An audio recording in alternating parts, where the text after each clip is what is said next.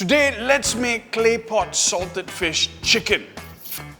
Definitely something that will go so well with a steaming bowl of hot rice. So the first step for this salted fish chicken, we need to cut our chicken. I like using whole chicken leg for braising because it's a lot more flavorful, it's the dark part of the chicken, and it's a lot more fat content in there. Now, once our chicken are all cut up, it's time for us to marinate. 2 tablespoons of soy sauce, 2 tablespoons of oyster sauce, white pepper, tablespoon of tapioca starch, and now mix everything together.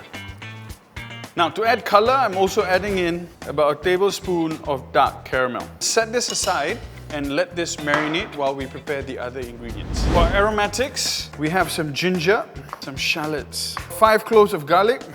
All right, get your clay pot heated up. Once it's nice and hot, add in some oil. Going in about 60 ml of sesame oil. Then we go in with the ginger.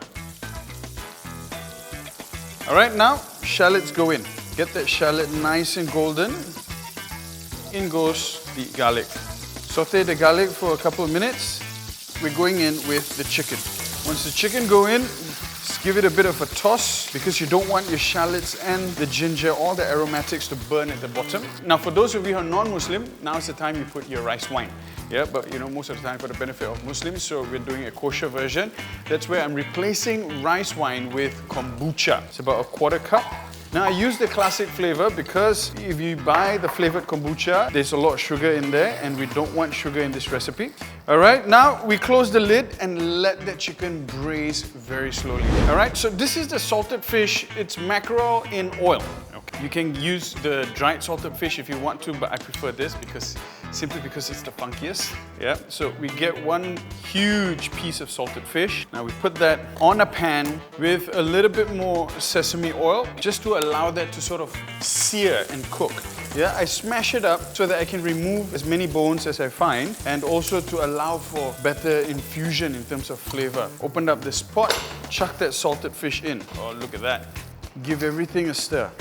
All right, 1/2 cup of water so that it's got enough liquid for it to braise in and get this chicken nice and tender. All right, now we can add in some dried chilies just to give it a little bit of heat. 1 last mix and let that continue to braise for another 15 to 20 minutes. All right, cover this up. All right, let's check it out. Oh, look at that. Nice. I tell you, the smell is absolutely amazing. Okay, now this is ready to be served, ladies and gentlemen. Chinese parsley. Ladies and gentlemen, there you have it, salted fish braised chicken.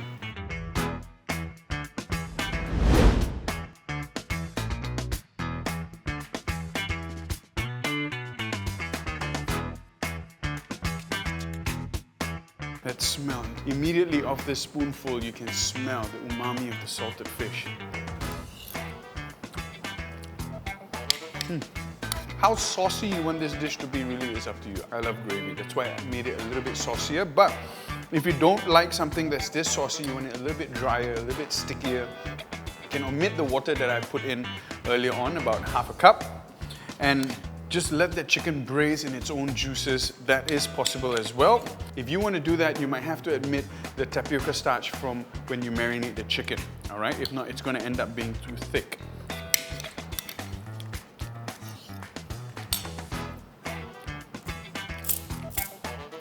Absolutely delicious. Guys, I hope you give this recipe a try. And if you've enjoyed this content, you think it's added value to you, don't forget to click the like and subscribe. Leave a comment down below on what you think, or if your family has your own version of this dish, let me know.